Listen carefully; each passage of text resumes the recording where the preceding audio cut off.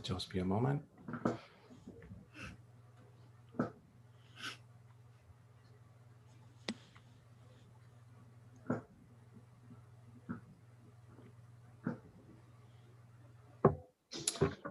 Perfect. Well, thank you very much for joining us today. My name is Ricardo Carioni. I am Deputy Head of the Embassy of Nicaragua, and for me, it's a deep honor and a deep pleasure to welcome all of your excellencies, distinguished guests, ladies and gentlemen, to today's event. A very special, a very special event where we hope that you would enjoy on your Friday evening. This is a very special occasion where we are relaunching the book of author and poet Lester Gómez from Nicaragua, a night of poetry and music. Without further ado, I have the honor and the pleasure to introduce to all of you Her Excellency Giselle Morales, Ambassador of Nicaragua to the UK, to Ireland, and to Iceland. Ambassador, the virtual floor is yours. Thank you. Thank you, Ricardo. And thank you to all for being here tonight, for making time on your Friday night. Welcome to all the who are going to be in this launch of this book tonight. And when we are relaunching the Riddle of Cashew, is the first collection of 19 poems of a young Nicaragua-born poet, Lester Gómez Medina, published by Exile Writers Inc., to pay tribute to Nicaraguan women that with their strong voice, their courage, and as a protagonist of the social and revolutionary changes in all areas of the Nicaraguan society, has converted my country in the most equal gender in the Americas continent and fifth in the world, according to the Gender Gap Index of the World Economic Forum, closing the gender gap on education, health, and political participation. The launch of this book is very special to me because it's from a young, very talented and humble and a great human being. I had the pleasure and the honor to meet Lester, and he's a Nicaraguan resident in London now, and also because many of the poems, as you will hear today, have been dedicated to women that has shaped the beautiful human being that Lester is, his mother Mariana and his sisters Marisol and Janet. It is at the end a recognition to women as indispensable pillars of Nicaraguan families, but any country families and society. So we have the honor to have Lester with us today, and also participating on this night of poetry, music, and a conversation on the challenges and lessons of adaptation to a different culture and dynamics of life, on the power of woman and poetry to transform life. And we have also Jane Duran, who is Lester's mentor, who has been the mentor of Lester through his growing path to become a poet, a full poet published. She's a poet herself, a writer, an author, a translator, winner of many prizes. And we have also Jennifer Langer, doctor in cultural memory and literature of Exile, author and editor of founding director of Exile Writers Inc., precisely they published this collection of Lester. We have Brenda Trejos, who is a Nicaraguan, a feminist resident in London, chef and poet. Alicia Johnston, a Spanish and music teacher, British, singer and songwriter. And Alfonsina Martinez joined us from Nicaragua. She is a Nicaraguan singer and songwriter herself too.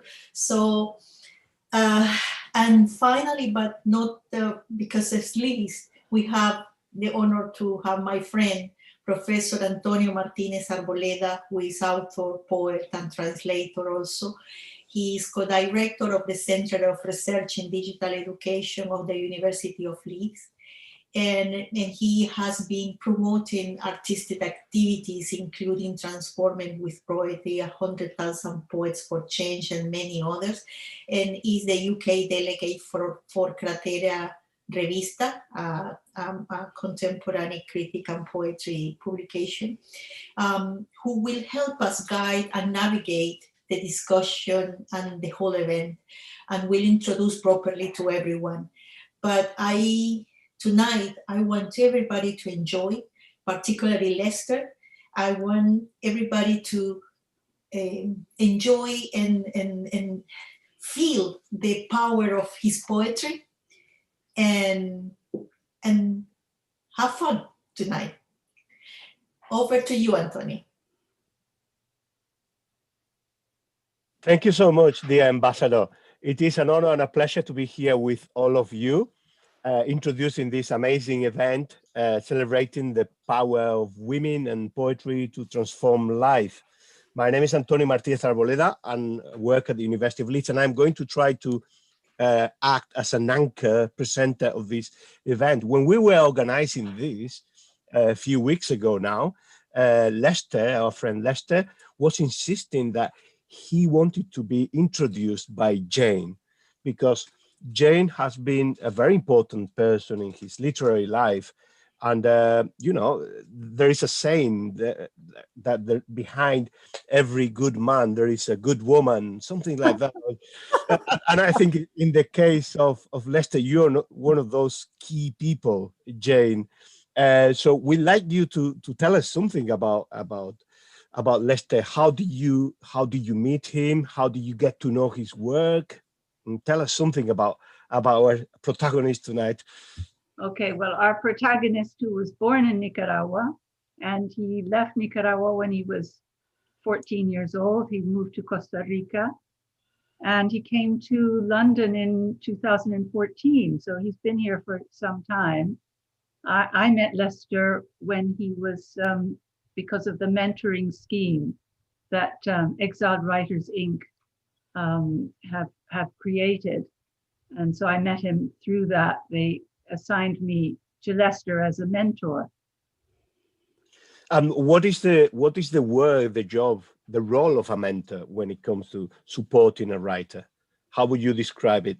Yeah, so the role of a mentor is to develop the particular talents of the writer, and to try and enrich his writing. I mean, Lester had been working. I think he's been attending a workshop at Exiled Writers Inc. for some time, a couple of years. But he's, you know, I think he'd mainly been working with prose. So, you know, it was very interesting. He's a great storyteller. And you can see this in his chapbook. You've got wonderful sort of narratives in the chapbook. But as a mentor, I was trying to get him to develop other things apart from the narrative, and even the narrative, to think in terms not of a whole story, but of maybe a few moments in a story, or what is the core, the emotional core of the story, but also to develop all the things around that, around his poetry, like using his five senses, like thinking of the work as a musical score.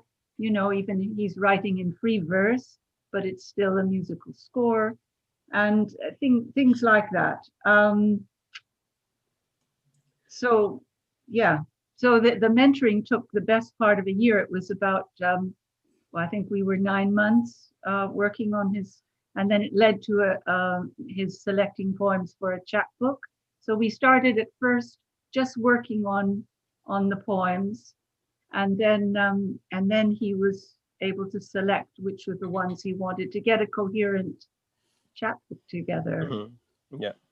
So thank you so much. On behalf of everybody participating here tonight, we must thank you for all the excellent work that you've done. And I'm sure you should feel very proud of Lester literary achievements, because he has really shown a great talent. And, you know, it's always fair to recognize the help, the support.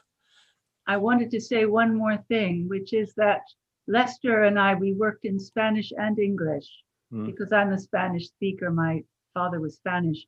So, and I encouraged him to write also in Spanish, especially in the first instance, because that's the language where he has the most, well, where he has mastery, where he can convey all the nuances of complex feelings.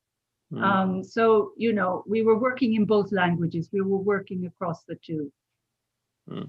Fantastic. We will talk about the question of two languages later with not only Lester, but also with Jennifer. I find it fascinating that poets start developing their work in one language, and then when they acquire some level of confidence in another language, they also write in that other language. And what are the boundaries as well of that creative process? And for that reason, you know, I'd like to start asking precisely Lester about this question and giving him an explicit welcome. Hola, Lester. ¿Cómo estás? Muy bien. Hello, everyone. Thank you once again. I mentioned this before, and I feel like, wow, this has been in the center of the party. Thank you very much. Thank you to all of you. People that have joined the session as well, friends and friends of friends.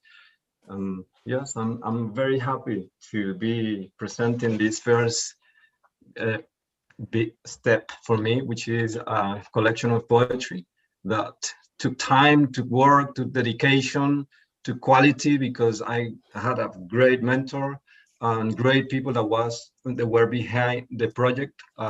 Jennifer, for example, and others. Thank you. Thank you. Thank you so much, Lester.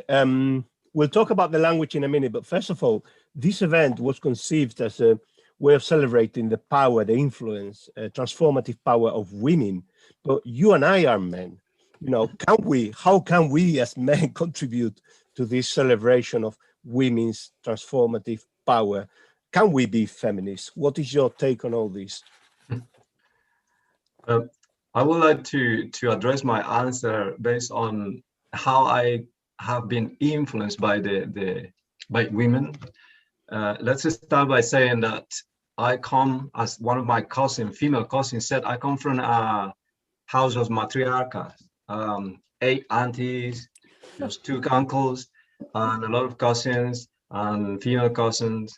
And I like to keep this phrase in mind because it's true. Not knowing or not being very conscious about that, I dedicated this collection of poetry to my 2 sisters and my mother.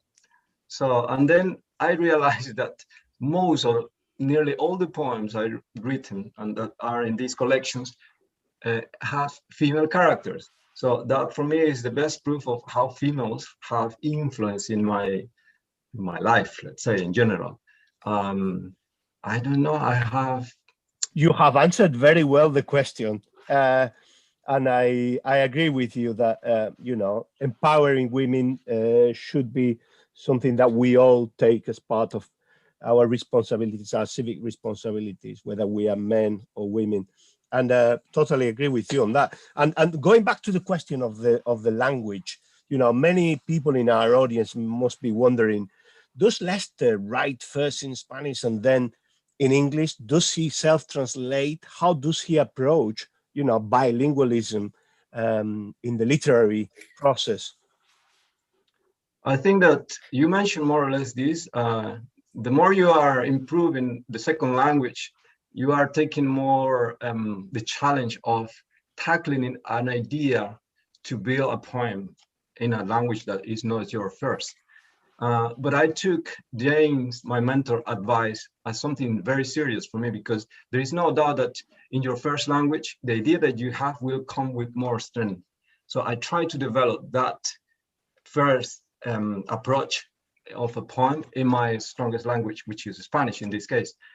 And then I can translate it. But there is also some ideas that I feel that I can handle. I can manage to write in English directly. So I give it a go. So, and it has worked for me. And there is that kind of ping pong game where I write an idea in one language and then I move it to the other one.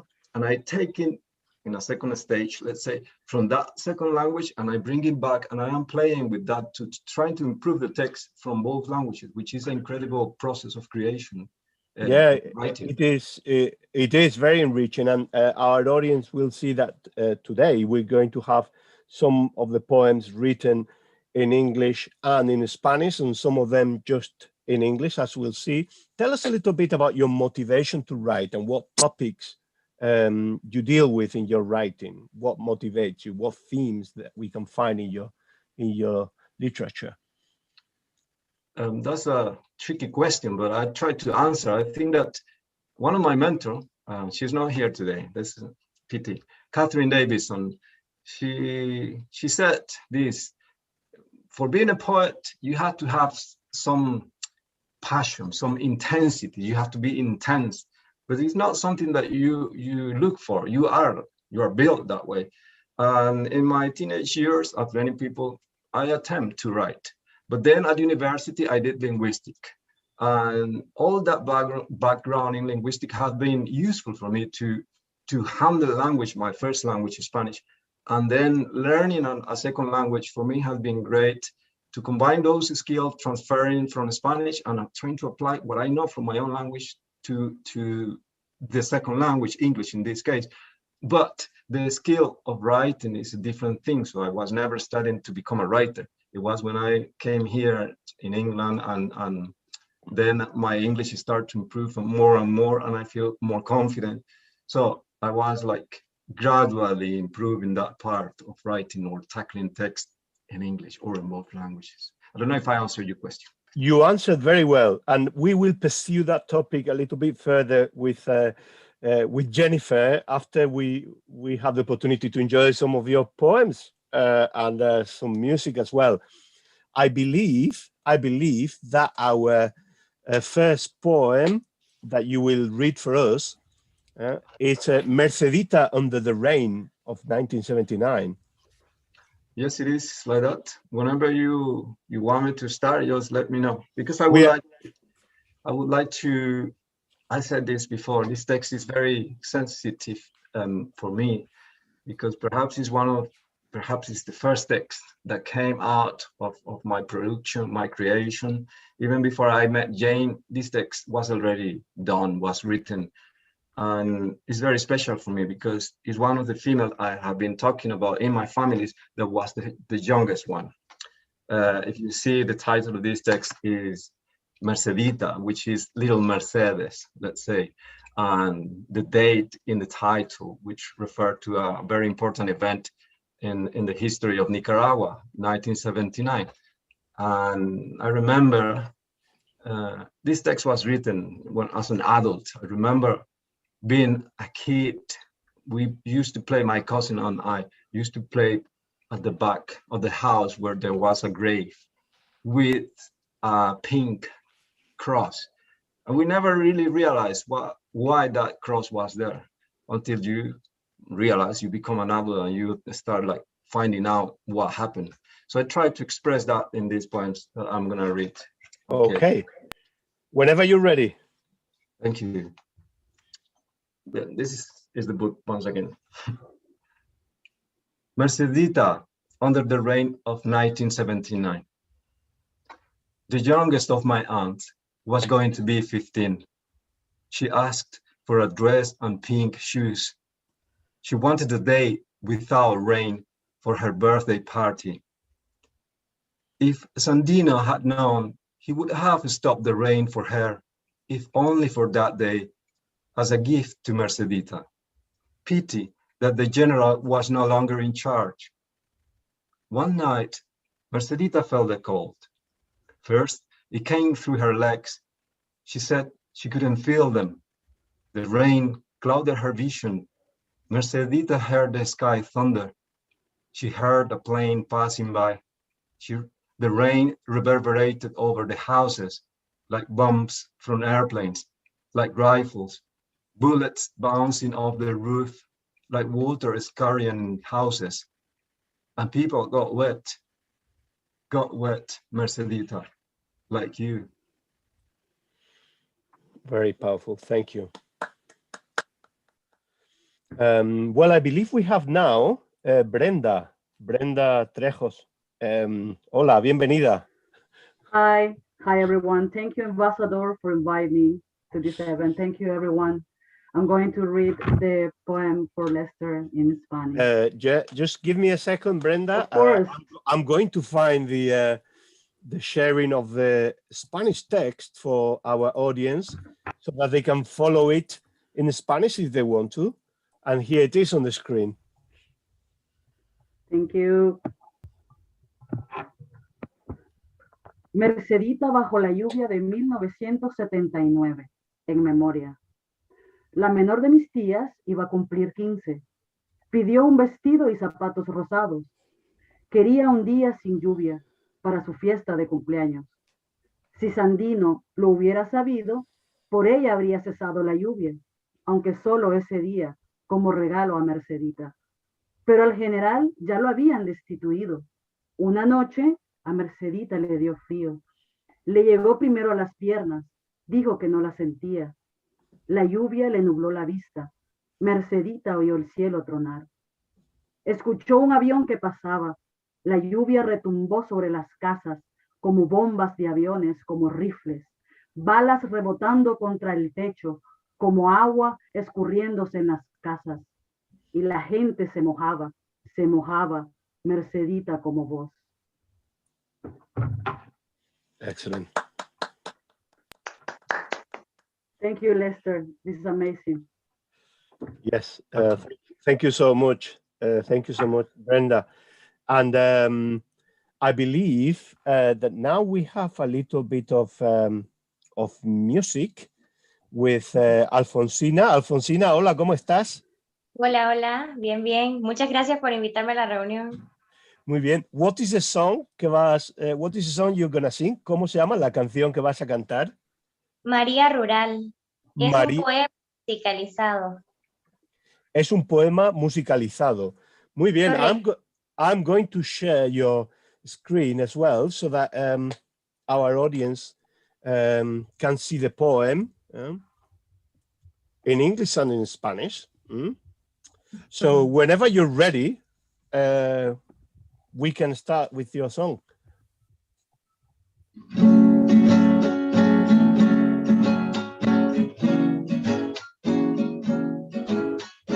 Por los senderos del campo llevas cargando tu pena de amor y de llanto, en tu vientre de arcilla y tierra, tu tinajita redonda que llenas año con año, de la semilla que siembra el campesino en su pobreza.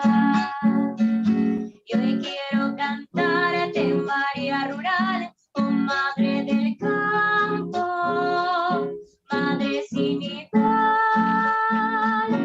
Hoy quiero cantar tus vástagos pobres, tus despojos tristes, dolor maternal.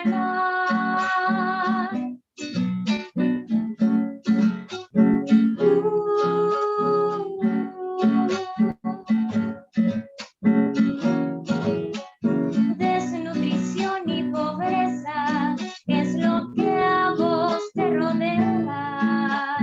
Choza de paja en silencio, solo el rumor de las selvas. Tus manos son de cedro, tus ojos crepúsculos tristes, tus lágrimas son de barro que derramas en las sierras. Por esta razón y en esta ocasión hoy quiero cantar a tu corazón. Hoy quiero decirte lo que siento con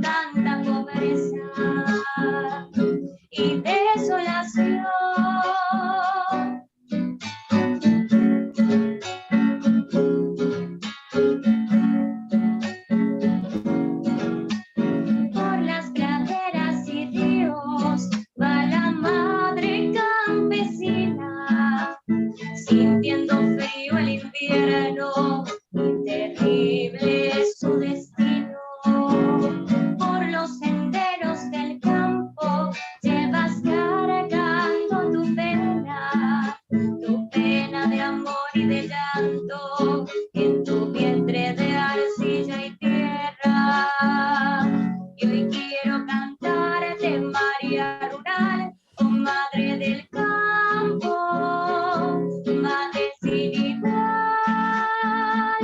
Hoy quiero cantar tus vástagos pobres, tus despojos tristes, dolor maternal.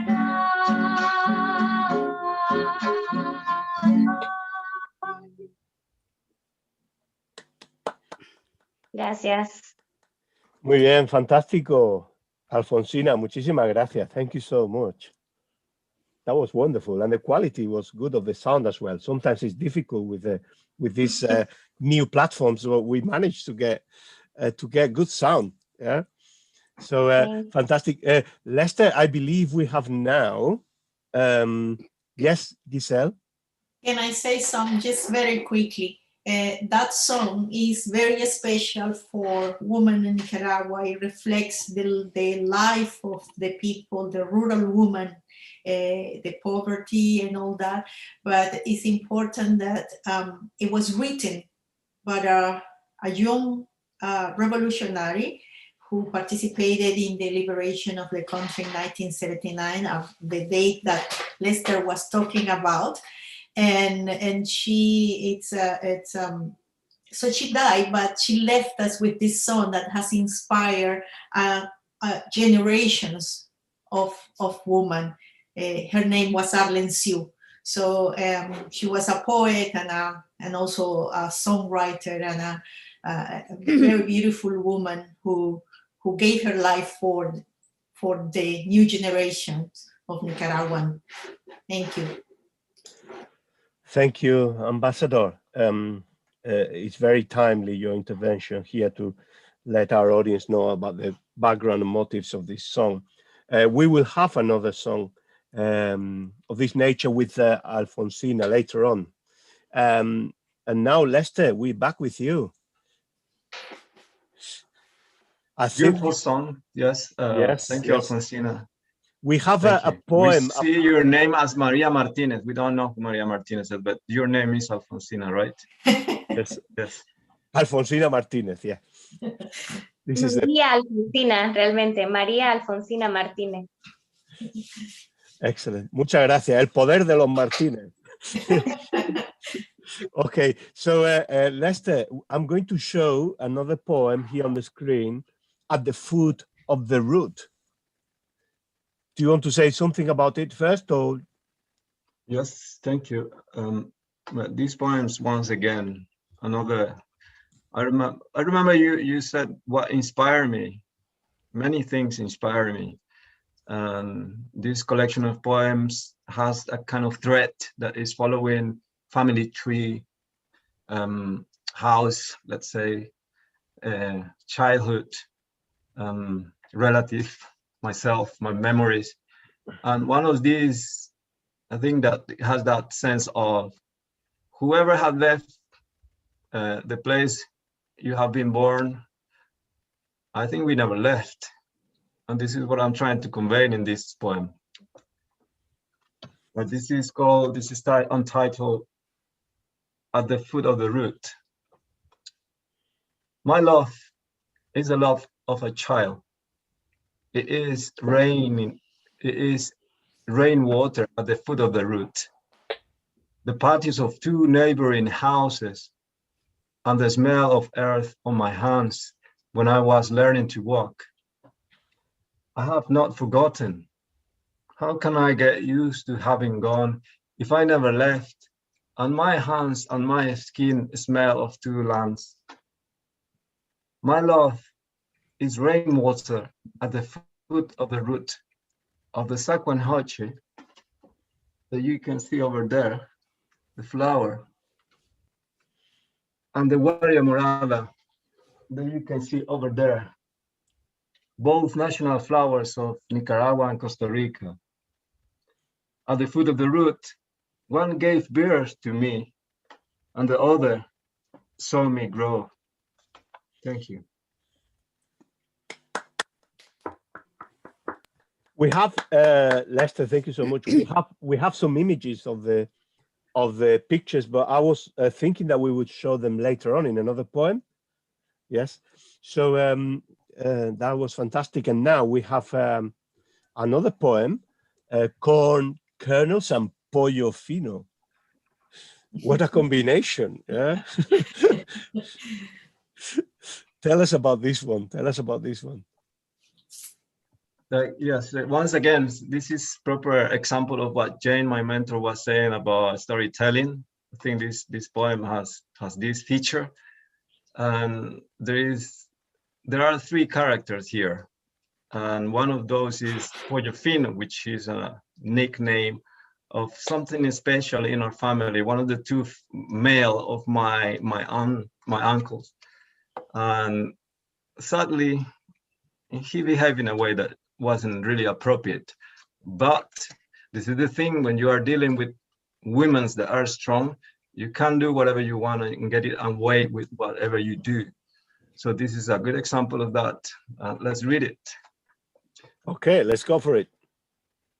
Corn kernels and pollo fino. My mother made a living selling tiste.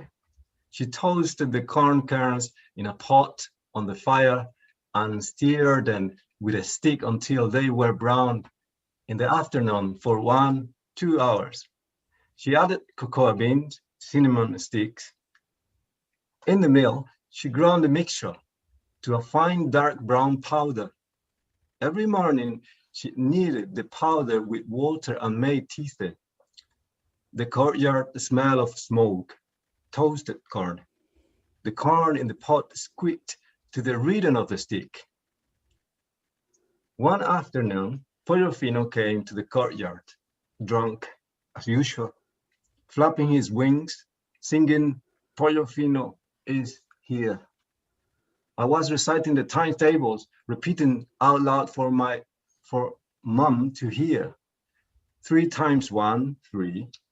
3 times 2, 6. 3 times 3, 9. 3 times 4, 13. Hang on. Start again, she said. What do you mean 13? And I started again. The noise of that stick and the pot pisses me off, and the fucking smoke burns my eyes.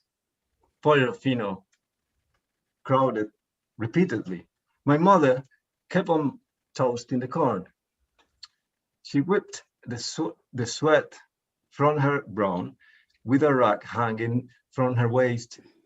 The corn screeched louder in the pot, seething. I am talking to you, you spinter, shouted Pollo Fino. Her eyes welled up. She saw me from the corner of her eye, then looked at him, still insulting her. She couldn't take it anymore. She went for him with a stick.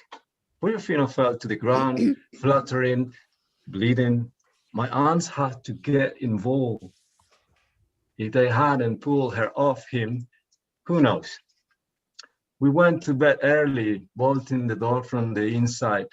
We heard Pollo Fino threatening to kill her. My mother asked me to pray, but I was very sleepy. Our Father, who art in heaven, I tried to follow her. Hallowed by the name, but the timetables multiplied in my head. 3 times 1, 3. I mingled with her voice. Thy kingdom come, 3 times 2, 6. Thy will be done, 3 times 3, 9, on earth as it is in heaven. Mama, Uncle was asking for it. Amen.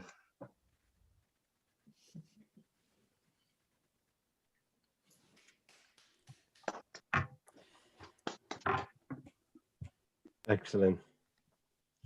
Another powerful poem with a great story here. Thank you, Lester. Now we have the opportunity to talk to another one of our panelists, Jennifer Langer, who is also a poet. She's an editor. She's been promoting the work of exiled and migrants writers in the UK, which is a very, very noble task that you should be very proud of. Very noble task, yeah. Una tarea muy noble. Sorry about the literary translation. I'm just wanting to enrich a little bit the English language by emphasizing the sense of nobility, as in well-natured, yeah, and worthy, virtuous, the virtuous things. So thank you so much, Jennifer. You are the director and the promoter of Exile Writers Inc.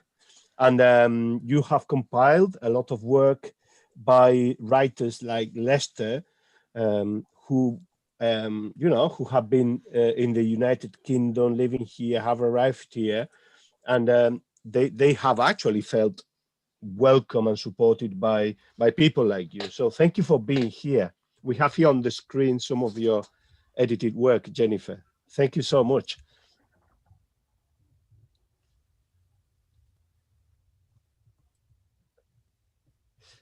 So Jennifer, tell us a little bit about your organization, Exile Writers. Okay, well, first of all, thank you very much for inviting me to contribute to the launch of Leicester's poetry collection. And I don't feel I'm noble. I've just been driven, I suppose. I'm thinking about it. I believe that Exiled Writers Inc. was born out of resistance at a time when I was profoundly troubled by the demonization of asylum seekers and refugees. The media and, the population, members of the population were stigmatizing them as scroungers, as welfare benefit scroungers, as bogus. And I sort of set up EWI, Exiled Writers Inc., to defy that narrative, to enable refugees to speak for themselves. And actually, before sort of I established it, and it was it arose holistically in a way, also as a result of interest in this,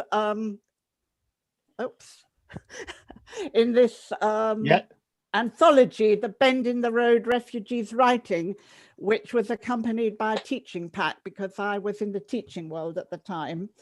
And really, I was contacted by various organizations about writers for workshops. There were some articles in the Times Educational Supplement, etc. So with a combination of my kind of resistance to the demonization of refugees and the book, I think that's how it all began. So it was never planned. And really, it's a constantly growing network of writers, not only from the UK, but we're contacted by writers in exile in Sweden, a Zairian writer, in Finland, and so on. And we're really not a large organization at all.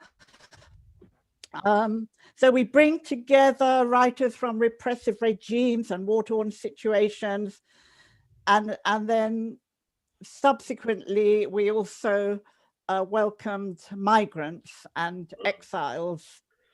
So yes, this is we have on the screen now some of the work that you have been promoting in your organization. Is that correct?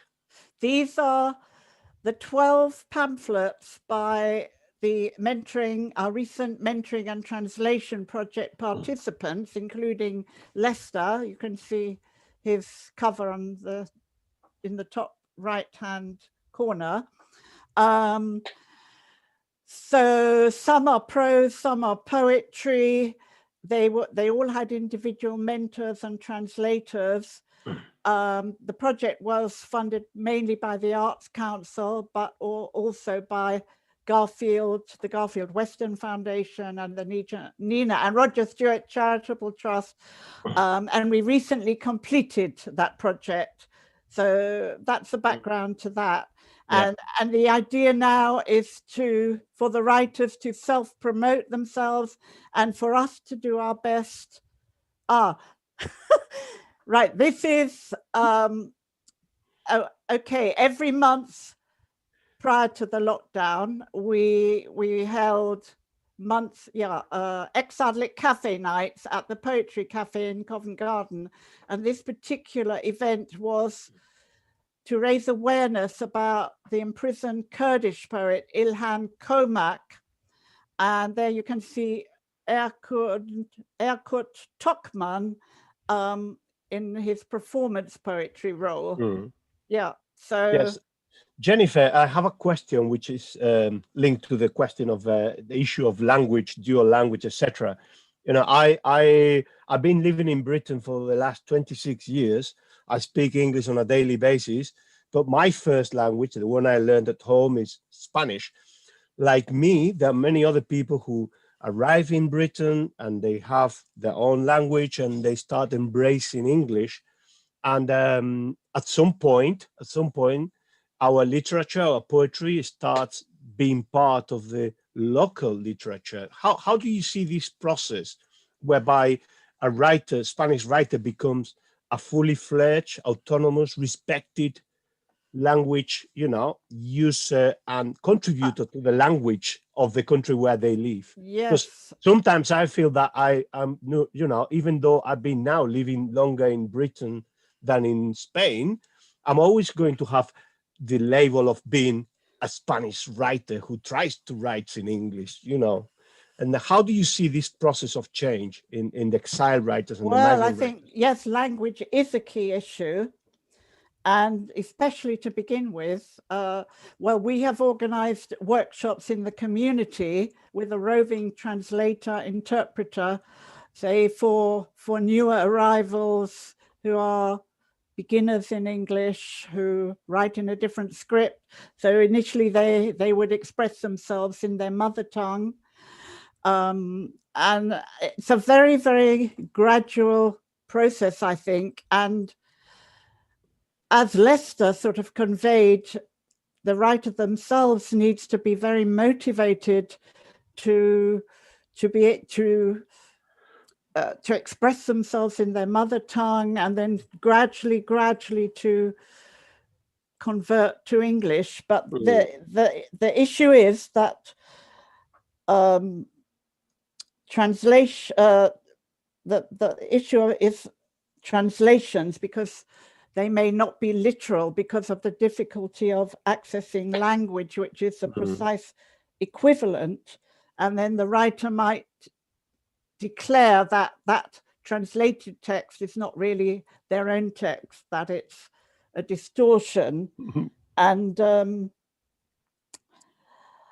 yes, I don't have any definitive answers, really. No, I know that question of I know it's a language difficult question. Yeah, I know it's a difficult question. I think once writers have been here for many, many years, in my experience, they become much more comfortable with English and they express themselves in English. I'd just like to give you one example. Our very first chair was Showman Hardy, who was a young Kurdish refugee, a refugee poet who worked very hard at her English and at her poetry.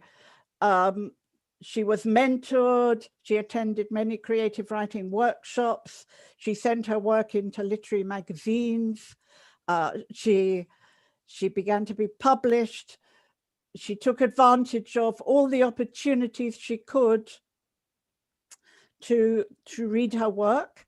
And then finally, Blood Axe, a very respected poetry publisher in this country, brought out her first collection. And then subsequently her second collection, which was shortlisted for the prestigious Forward Prize. So that was her journey. And I remember at one time she wrote kind of dual language poetry, one line in Sorani, Kurdish language and one in English. She kind of played with language. But I think everybody progresses at a different rate and according to their desire. Yeah. So thank you. Yeah, this May is. I just say a little bit about that book, Resistance? Of course. I have it here for people to see. Yeah. Yes. In fact, we've just celebrated our 20th anniversary. I can't believe it that, you know, we've been in existence for so long.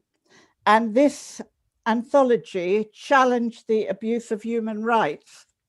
And that's quite an important strand of our work, challenging the abuse of human rights through literary activism.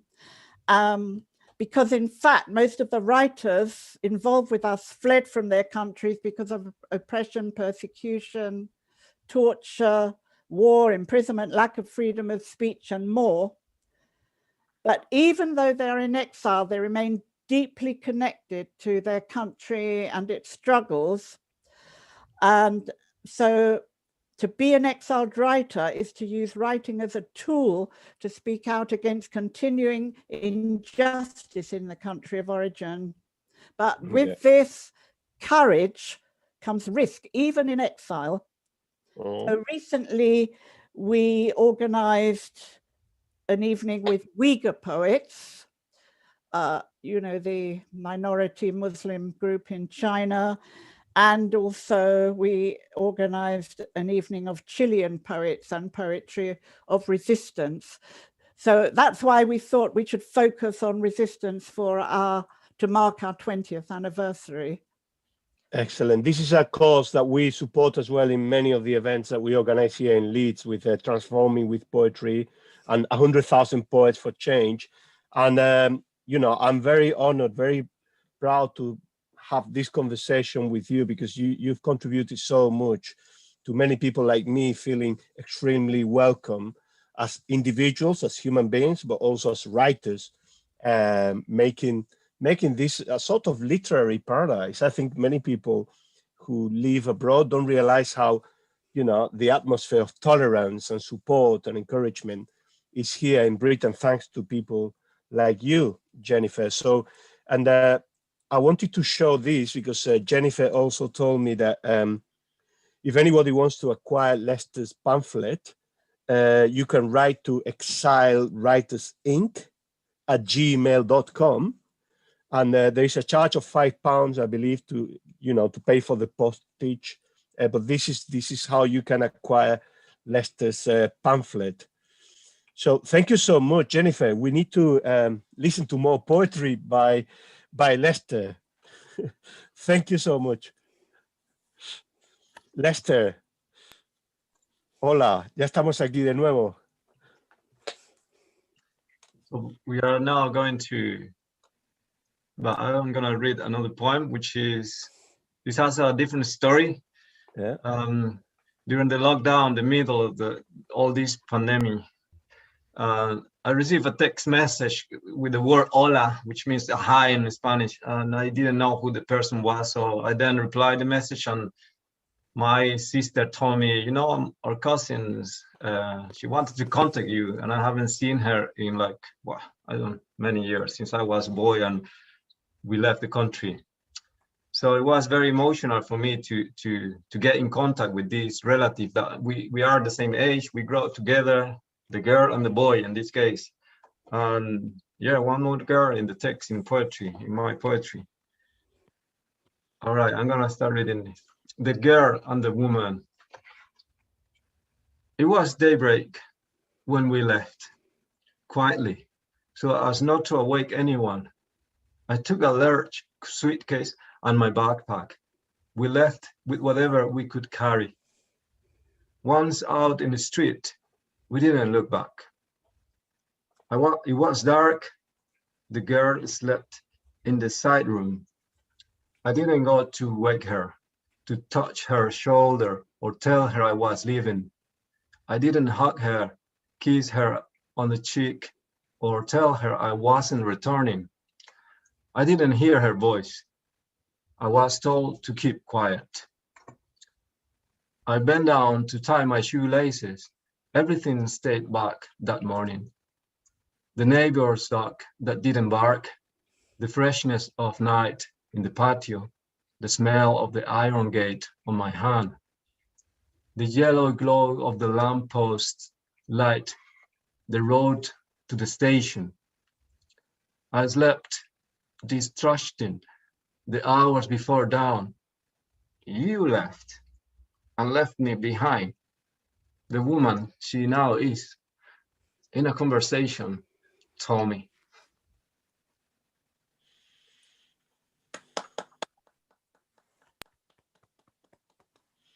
Muy bien. And I believe now we have another poem that Lester wanted Jane to read. Am I on the right track, Jane? You need to unmute yourself, sorry. Yeah. So the poem that you're going to read will be read first in English by you and then by Brenda in Spanish. And the poem, which I'm looking for here on my magic screen, is called What I Took With Me in English. And we have it here for everybody. Whenever you're ready, Jane. What I took with me. You left at daybreak, quietly, so no one would notice. You were told to be quiet, I know. I didn't miss anyone. I slept to forget that you left and left me behind. Your bedroom was empty and silent, the bed unmade. I wanted nothing to do with the dawns that arrived like the spirits of sleep, murmuring in the voice of my grandmother, "Don't grow up, my child." I slept, distrustful of the dawn. One day, I also left. I carried so many things with me, so little in my suitcase.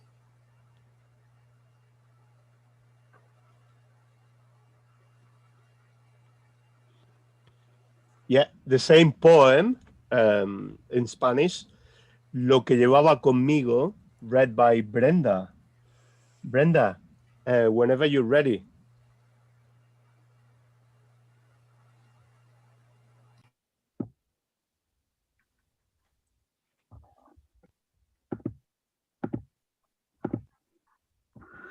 Lo que llevaba conmigo.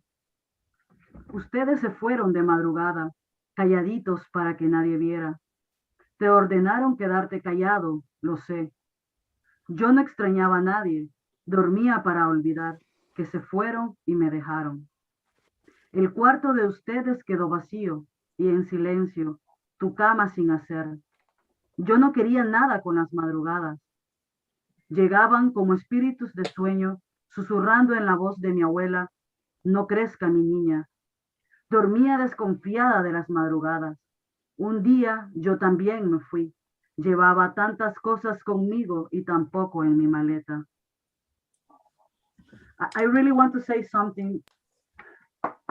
This poem is my, I don't know, it's really feeling when you are an immigrant and you go into other country and you read this poem. It's like, thank you, Lester. You really nailed. I feel it in my heart. Thank you so much, Brenda. I share your sentiment here. And we have Alice Johnston joining us tonight. Hola, Alicia, ¿cómo estás? Hola, muy bien, gracias. Thank you so much for inviting me this evening. It's been so wonderful to hear all this incredible poetry and, of course, to be part of this. So I can't thank you enough. Muchísimas gracias, embajadora y todos. Yes. We are going to listen to Alicia singing a song in Spanish. And I, as a teacher of the Spanish language myself, I always like to respect the ability of my English students or British students to innovate in Spanish language. You know, when you are a student of another language and somebody comes to you in a very judgmental way and tells you that's not good English or that's not good Spanish, you know, how punitive that can be. So I am very glad to see here not only Lester having a go as a fully fledged local poet in English, but also to see Alicia singing and composing your own songs in Spanish. So welcome, Alicia. Thank you so much. Muchísimas gracias. I'm going to share, if you want, I can share the lyrics of your wonderful song. Yeah, if you'd like to, that'd be lovely so people can follow along. Okay, so here they are. Whenever you're ready, we're ready. Fantastic, thank you.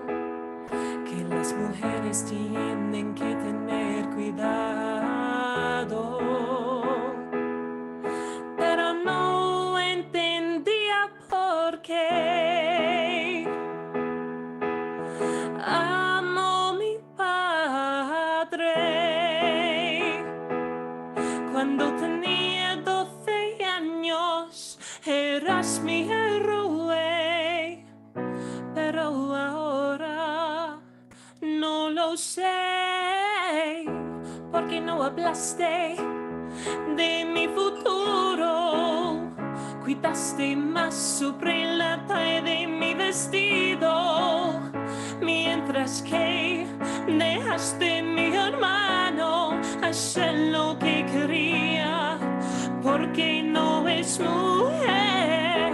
No le contaste sobre consentimiento, no le enseñaste de decir lo siento, mientras que yo quiero escoger solo por existir, porque soy mujer.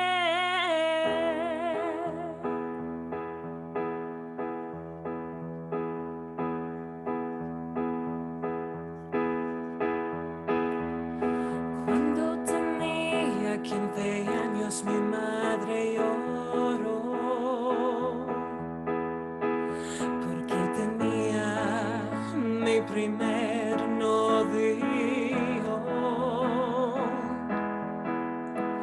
Mi padre me dijo que me echaría si venía a casa embarazada. No lo creía porque no entendía por qué. La culpa siempre pertenece a la mujer y no el hombre. Pero ahora no lo sé, porque no hablaste de mi futuro, cuidaste más sobre la talla de mi vestido, mientras que dejaste mi hermano hacer lo que quería, porque no es mujer. No le contaste sobre consentimiento, no le enseñaste de decir lo siento, mientras que yo quiero escoger solo por existir, porque soy mujer.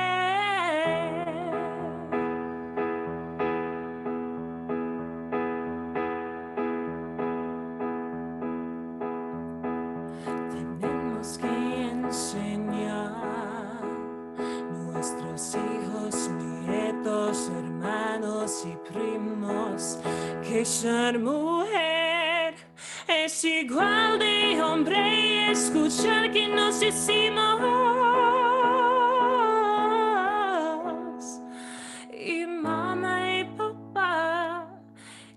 Espero que me entendéis, pero si no, no me cambiaré, pero preguntaré, ¿por qué no hablaste de mi futuro? Cuidaste más sobre la talla de mi vestido, mientras que dejaste mi hermano hacer lo que quería, porque no es mujer. No le contaste sobre consentimiento, no le enseñaste de decir lo siento, mientras que yo quiero escoger solo por existir, porque soy mujer.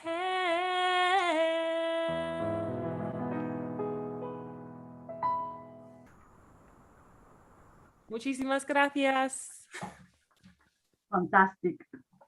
Thank you. Oh, Antonio, I think you're muted.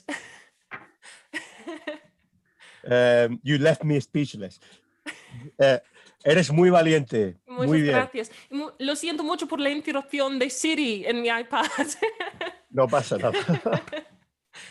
Gracias. No pasa nada. Bueno, we hope that you continue writing songs in Spanish. Esperamos Absolutamente, que definitely. escribiendo muchas canciones en español, ¿vale? Sí, por supuesto. Muchas gracias. Y bueno, ahora we're going to move to a poem about flowers, and Lester sent me some pictures this afternoon for us to see of flowers that are related to the poem that we are going to see in a minute. Let me share with you. Lester, what is this flower here? ¿Qué es esta flor? This flower, as you can see behind me here, is over there.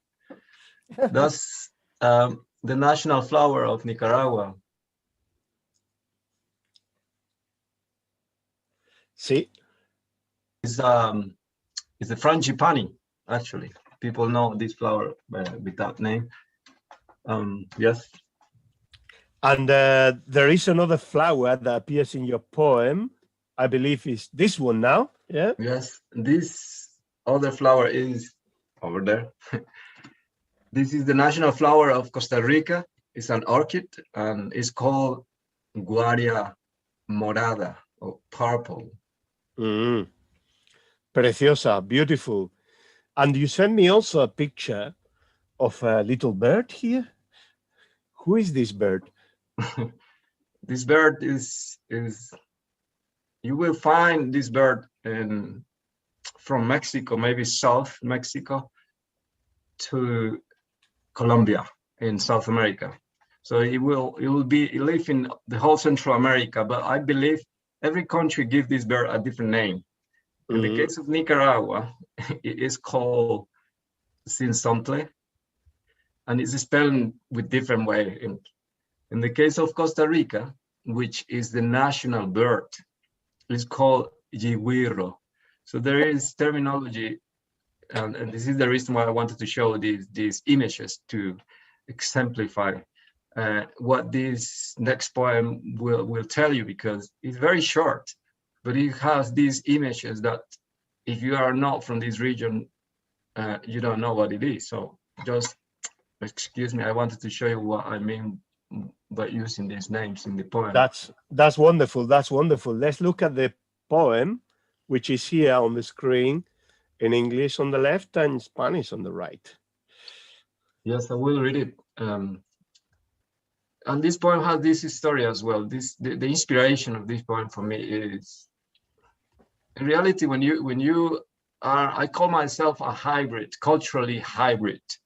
So I was born in one country, then I went to a different one, and I lived there. My family lived there in Costa Rica. So I share this biculturalism. I'm proud of that. And then sometimes you will find yourself answering the question from people that will ask you, where do you come from? This is not an easy question to answer for me. I have to say to explain I was born here, I come from there, and that's my nationality. This is so I wanted to convey that a kind of answer in this text. I will read it for you. Aroma of two flowers. I don't carry flags. I carry the aroma of two flowers. One is clouded in down, the other is purple, in purple. Sakwan Hoche, the sensational chants from the north. Guardia Morada, the Yuwiro sings from the south. In March, in July, they sing to the flowers and the rain falls.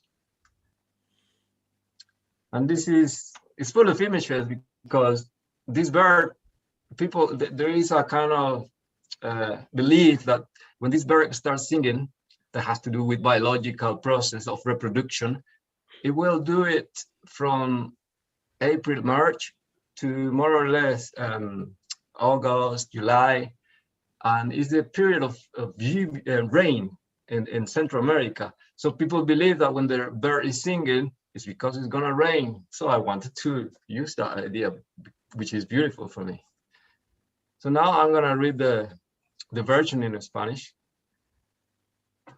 Aroma de dos flores. Yo no cargo banderas, cargo aroma de dos flores. Una viste de alba, la otra de morado. Sacan hoche, el sensonto entona desde el norte. Guardia morada, el yuguirro canta desde el sur. En marzo, en julio cantan a sus flores y cae la lluvia. Thank you.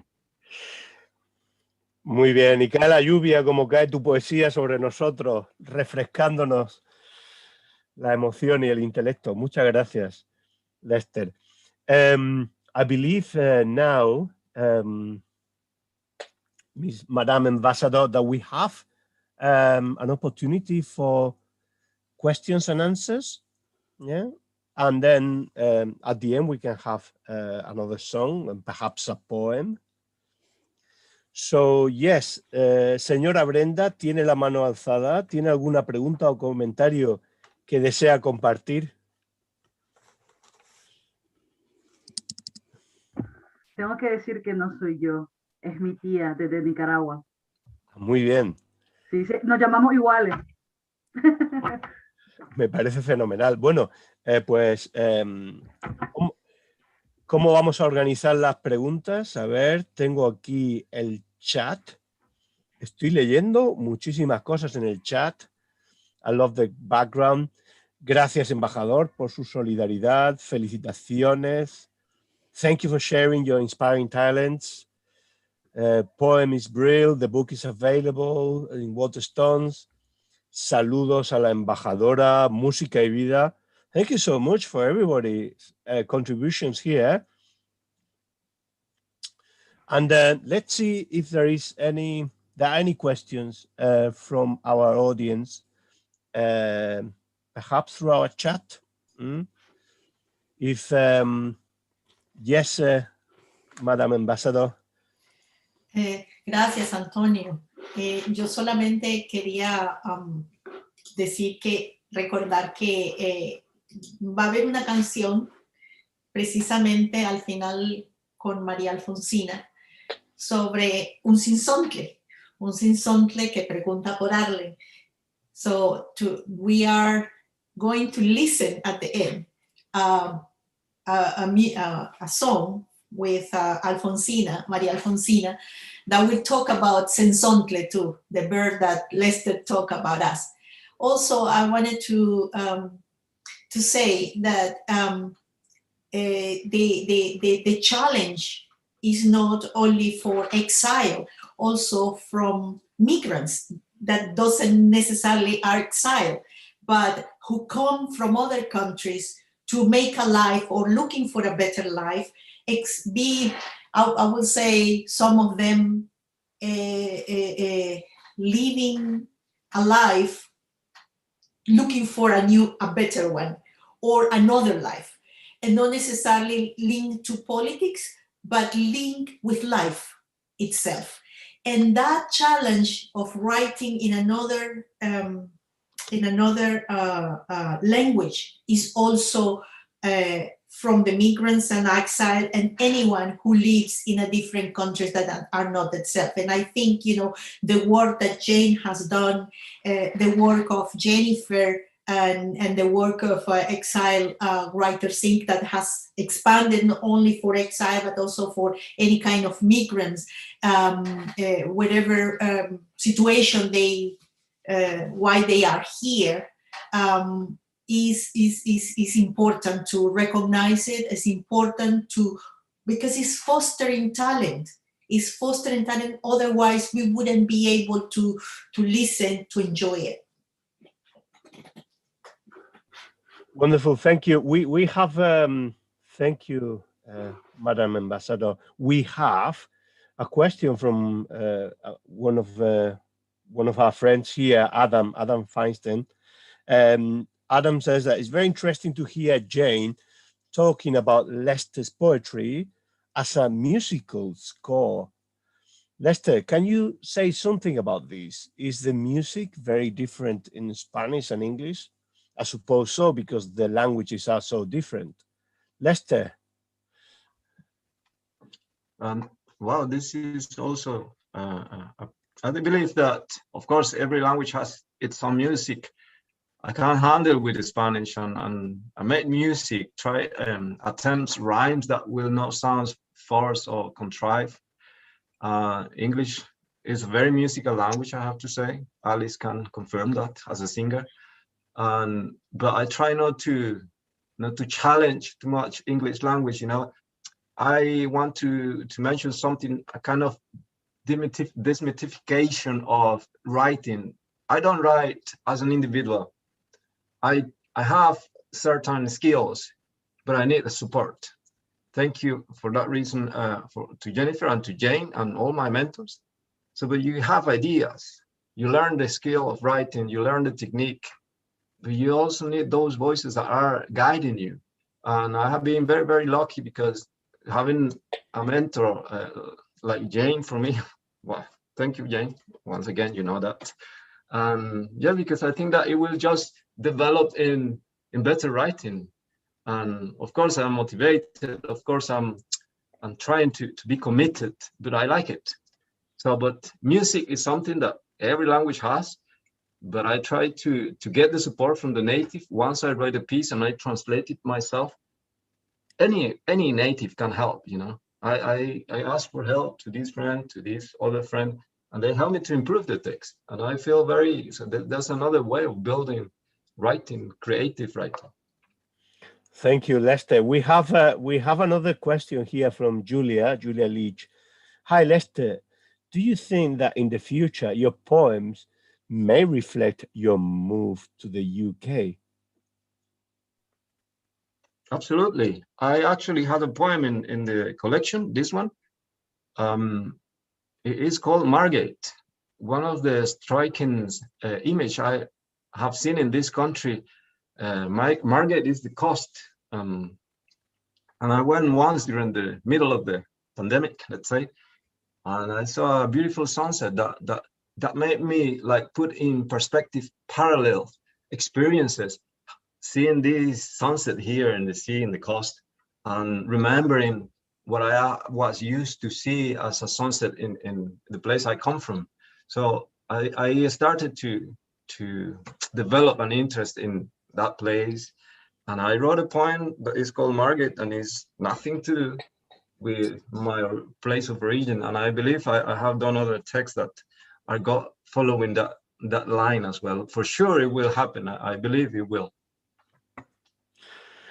Okay. Thank you so much. Is there any other questions, or can we listen to a little bit more of poem? Because you know, when you are in a good gig, in a concert, and you have that final moment of otra, otra, otra.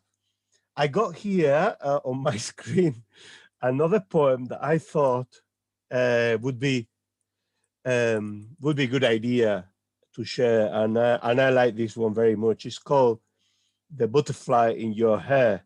Lester, what do you think? Do you think we have time to read this one before the song? I will take that as an opportunity to read this poem because, you know, somebody told me, and it's my mentor, Jane, that this was one of the most beautiful poems of this collection, and I couldn't believe that. I told her, you know, I wrote this poem in sitting down for 20 minutes, and I just went through a little bit and it's there. And I couldn't believe when she told me you need to include this poem in the collection, so we did it. I would like Jane to read the version in English, and I am gonna read the version in Spanish. Yes. Do you accept the deal, Jane? Or if we don't have enough time, I would like her to read this poem in English. Okay, so yes, can you believe it that I had on my, yeah, here I have it now. So Jane, are you accepting the challenge?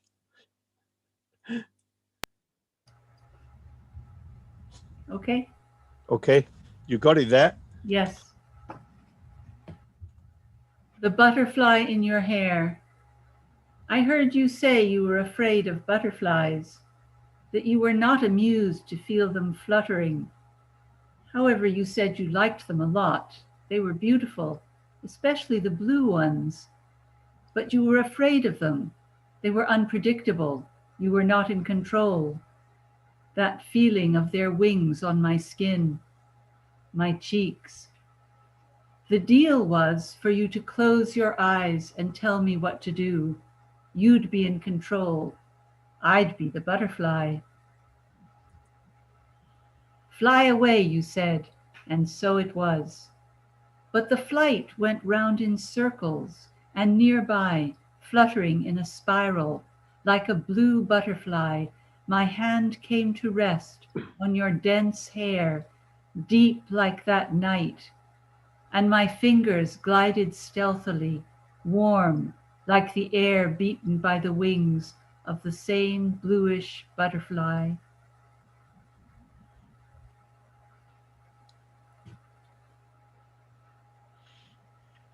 The excitement moved the ground beneath our feet. My hand closed proudly in an embrace of a fist, proclaiming victory over that moment. But the strands of your Mediterranean hair dictated the last word. They seeped from my fingers as your lips seeped into the corners of my mouth. Muy bien. Fantástico, Jane. Muchas gracias. Bueno, Lester, the floor is yours now. All right. Thank you. In Spanish. La mariposa en tu pelo. Te escuché decir que les tenías miedo a las mariposas, que no te hacía gracia sentirlas revolotear. Sin embargo, dijiste que te gustaban mucho, que eran hermosas, especialmente las azules, pero que les tenías miedo. Eran impredecibles, que no estabas en control. Esa sensación de sus alas en mi piel, en mis mejillas. El trato fue que cerraras los ojos y me dijeras qué hacer. Tú estarías en control. Yo sería la mariposa. Vuela lejos, dijiste. Y así fue. Pero el vuelo se tornó en círculos y alrededor, revoloteando en espiral, como una mariposa azul, mi mano fue a posarse en tu pelo, denso y profundo como esa noche. Y mis dedos se deslizaron sigilosos, tibios, como el aire batido por las alas de la misma mariposa azulada. La fascinación nos movió el piso. Mi mano se cerró orgullosa en el abrazo de un puño proclamando victoria sobre aquel momento. Pero las hebras de tu pelo mediterráneo dictaron la última palabra. Se filtraron de entre mis dedos, como se filtraron tus labios por las esquinas de mi boca. Gracias. Thank you. Muchísimas gracias, Lester. Es un poema precioso. Y bueno, I want to take the opportunity to say again, thank you to everybody. and introduce you our last act of the day with Alfonsina Martinez. Alfonsina, I'm going to share the song, and I'm so glad that I discovered this song today. Believe it or not, as a Spaniard, I wish I could know much more about Nicaraguan culture, and this song has been a wonderful discovery. I have been watching some renditions of it in YouTube. So Alfonsina, whenever you're ready, we can start with this song that was introduced previously by our ambassador. Adelante, Alfonsina. Está bien. Vamos con el Sensontle pregunta por Arlen, hablando siempre de Arlen Siu, ¿verdad? Una mujer maravillosa, perteneciente a la historia de Nicaragua, y que además, ¿verdad?, dio su vida por la libertad, por la revolución popular sandinista, y pues esta canción está dedicada a ella. Yeah, this is a song dedicated to Arlen, a woman who gave her life for the revolution, Sandinista revolution. Thank you. Es una canción de Carlos Mejía Godoy. It's a song by Carlos Mejía.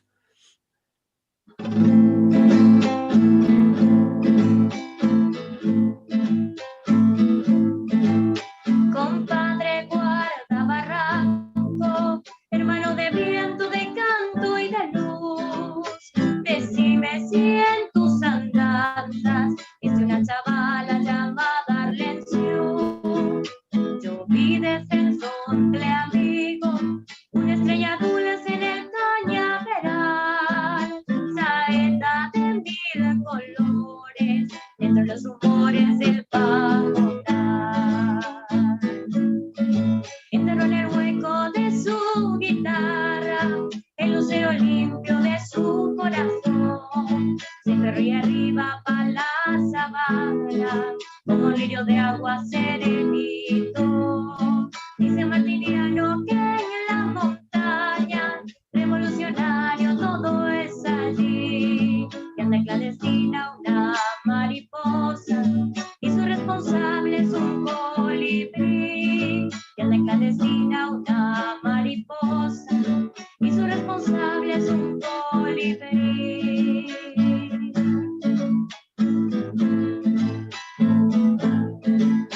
Compadre, guarda barranco, ay, usted perdone mi curiosidad, ¿cómo era la guerrillera que según sus señas pasó por allá? Te cuento, Sensontle, amigo, que de la chinita peleó hasta el final. Nació un manantial quedito que a cada ratito le viene a cantar. Entró en el hueco de su guitarra el lucero limpio de su corazón. Se corría arriba pa' la sabana como lío de agua serenito. Dice Martiniano que en la montaña revolucionario todo es allí, que anda clandestina una mariposa y su responsable es un colibrí, que anda clandestina una mariposa y su responsable es un colibrí.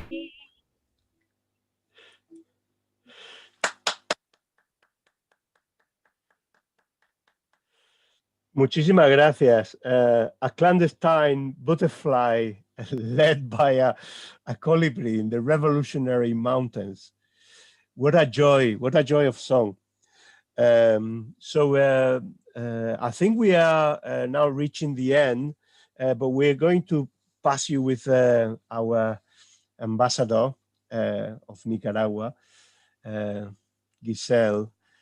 You can perhaps say a few words. We've reached the end of this wonderful event.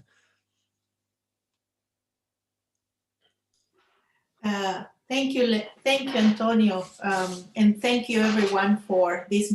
I think it was a beautiful night. It was, as I said at the beginning, it was a collaboration and of trying to portray the power of words, the powers of poetry, the powers of music, and the power of woman to transform life.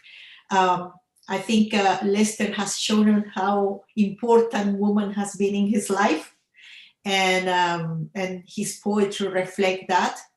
And also we have the beautiful song, strong, very powerful song from Alice, and with her beautiful voice, and the beautiful voice of Maria Alfonsina, who gave us two songs that are very iconic in Nicaragua now, and important for the Nicaragua youth.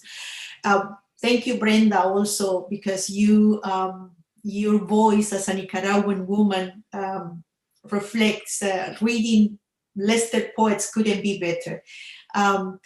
I want to thank and encourage Jen and Jennifer. I know they don't need encouragement because they are committed to continue supporting young writers, writers that precisely come from another countries and have difficulty to find the way to express in their own language or the language of the country they live in.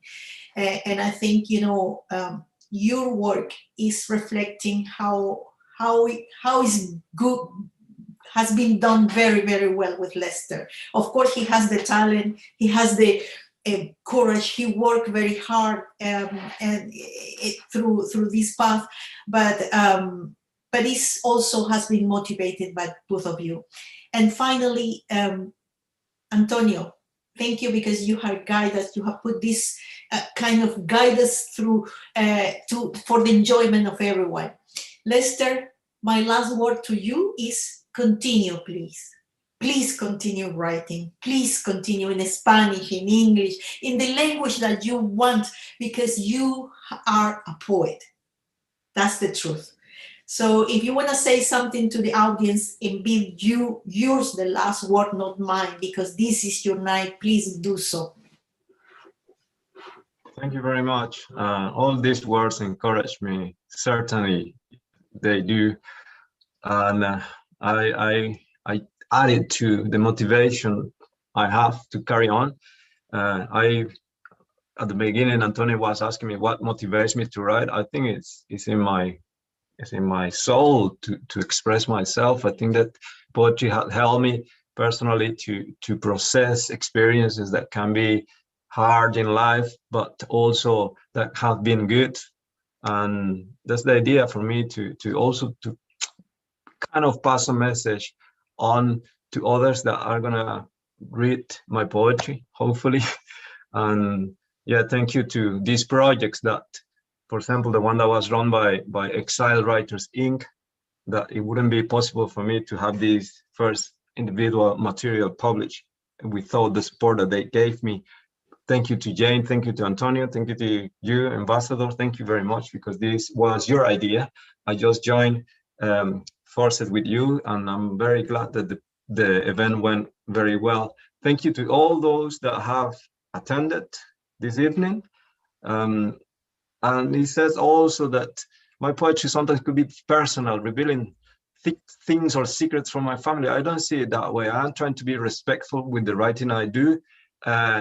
But more than what I am, the content of my poetry is, more importantly, is the way I am delivering it, trying to be artistic, trying to deliver an artistic work. So thank you to Alice, and thank you to Alfonsina as well, and to Brenda, and all of you. Have a good evening. Thank you very much. Okay, thank you, Lester. Thank you, everybody. So I think we, farewell is in order. Goodbye. Hasta luego, amigos. Hasta luego y gracias a todos. Adiós. Thank you. Muchas gracias. Buenas noches. Gracias. Adiós. Buenas noches. Buenas noches, Gracias. a todos. Beautiful evening. Thank you, Jane. Gracias, Jane. Adiós. Yes. Gracias, embajadora. Adiós, Brenda. Gracias a ti, Gracias, Brenda. Antonio. Muchas Lester, gracias. Alicia. Adiós. Adiós. Muchas gracias. Giselle, adiós. Nos vemos en la próxima.